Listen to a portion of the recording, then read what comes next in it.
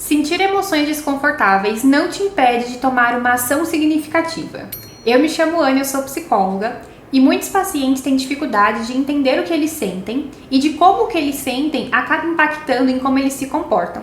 A gente faz uma fusão sentimento-ação, como se sentir alguma coisa estivesse totalmente conectado em como a gente vai agir. E existe uma longa distância, existe um caminho muito longo entre o que eu sinto e como eu ajo. Quando a gente age pautado na emoção, muitas vezes a gente vai fazer coisas que a gente não gostaria de fazer ou deixar de fazer coisas que a gente gostaria de fazer. Na primeira parte, você pode acabar tomando ações por impulso. Então existem emoções que acabam pedindo comportamentos mais impulsivos, como a raiva, como os ciúmes, como a inveja. E já existem outras coisas que são mais desconfortáveis de sentir, que elas pedem a retirada de uma ação, como por exemplo, o medo, a ansiedade, o tédio. Diante de algumas emoções, a gente quase tem um impulso de se colocar em ação. E já tem outras emoções que pedem pra gente não tomar alguma ação, fugir daquela situação, ativa o que a gente chama de mecanismo de luta ou fuga. Mas, se a gente vive uma vida baseada em emoções, a gente dificilmente consegue viver uma vida de acordo com o que é valoroso pra gente. Porque muitas vezes a gente vai sentir raiva, mas a gente não precisa xingar uma pessoa ou bater em alguém.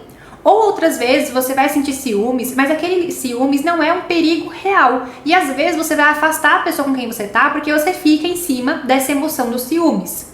Da mesma forma, se tem alguma coisa, um trabalho que é importante pra você e você fica fugindo desse trabalho, você pode perder uma coisa que é muito valorosa pra você porque você fica se esquivando.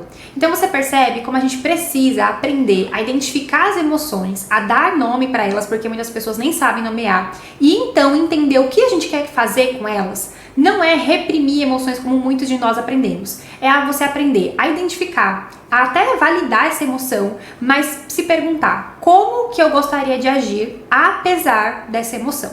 E essa é uma grande forma da gente, inclusive, trabalhar a ansiedade. É você agir apesar de sentir ela. Porque ela é desconfortável? Muito. Mas significa que ela precisa paralisar a sua vida? Não. E é o que acontece muitas vezes no pânico. A pessoa, ela começa a tudo que é desconfortável, ela foge. Chega uma hora que até dentro do próprio quarto a pessoa tem uma crise, né? Porque ela não consegue identificar o que está gerando desconforto. Ela só identifica o próprio desconforto como um perigo. E aí, se a gente não souber lidar com as emoções, a gente pode entrar em quadros de se privando de muitas coisas e fugindo inclusive de coisas que são valorosas pra gente. É isso que acontece também, por exemplo, na depressão. A pessoa ela começa se sentindo triste e ela vai tirando tantos elementos da vida dela que de repente ela não tá fazendo a maioria das coisas que traziam prazer pra vida dela. Então a gente precisa entender o que tá gerando essa tristeza para que essa tristeza não acabe se tornando um quadro depressivo. Então eu espero que esse vídeo faça sentido por aí e que ele traga a sua atenção para as suas emoções. A maioria das emoções são desconfortáveis de sentir. Se você parar pra pensar, o medo, a ansiedade, os ciúmes, a inveja, a raiva, a maioria é desconfortável. Qual que é a emoção que é confortável de sentir? A alegria. Todas as outras vão trazer algum nível de desconforto. Então, se você não aprender a lidar com as suas emoções, você pode ir minando tanta coisa da sua vida até que sua vida não tenha mais um valor pra você, até que fique uma vida esvaziada. Então, preste atenção nisso, olhe pra isso e cuide disso. Se precisar, busque ajuda para poder fazer esse processo de autoconhecimento e saber manejar melhor as suas emoções. Então é isso, um beijo e a gente se vê amanhã.